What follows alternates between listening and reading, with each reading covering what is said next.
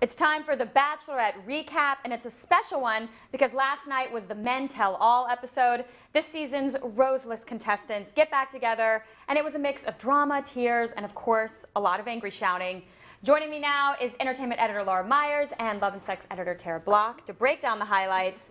Now let's get right into the hot seat because it now truly deserves that name since Juan Pablo was sitting in it.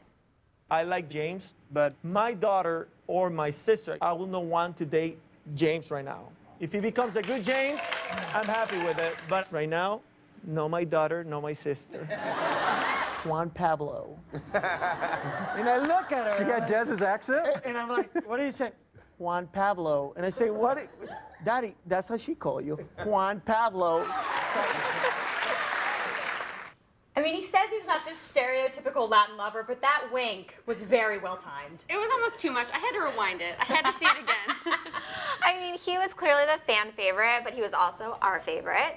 And we really didn't get to see much of him this season, and so we finally got to see him in a Speedo, and we got to see him talk about his daughter. It was so cute, and they spent so much time with him that I'm really hoping he's going to be the next Bachelor. Yeah, me too. He's already got everyone's support. First, when he was kicked off, the trend Juan Pablo for Bachelor went nuts on Twitter. Then last night, we have girls wearing I Heart Juan Pablo t-shirts, so clearly viewers would love that decision. Well, Chris Harrison said never have they had a contestant shown so little and talked about so much, you know, throughout, and they knew. They gave the fans what they wanted last night, and hopefully, fingers crossed, they will again, and he will become the Bachelor.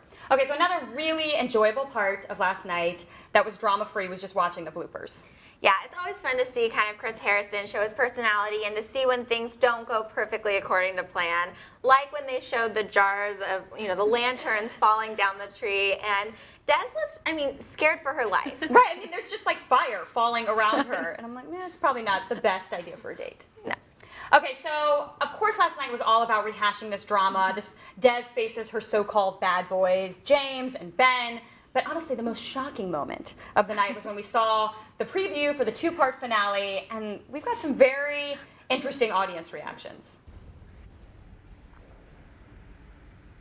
What's going to happen? What are all the tears about? Stay tuned for our dramatic two-part finale. So what do we think? I mean, Chris makes these like really super hyperbolic statements that this is going to be the most intense of all time. I mean, is it going to happen? I think so. I mean, based on these promos, obviously these over-the-top reactions from the audience, we see all these tears, and Des might actually go home alone. Yeah, I mean, it just seems crazy. They're splitting up the finale sort of in two parts, and it's like, it seems like someone's leaving, and I don't know, it seems crazier than any finale I've seen. Right, and the Men Tell All happening early. We're getting lots of clues that something is definitely amiss. And Chris Harrison blogged that no one leaves unscathed from this finale. So clearly, hearts are on the line and things get intense, and who knows what's going to happen next week. We think someone goes home early. We're, of course, going to be watching. We're going to have Bachelorette Bingo as well on the site for the finale, so check that out. You can play along with us. Ladies, prepare yourselves. I know. It's going to be intense. We can make it through this.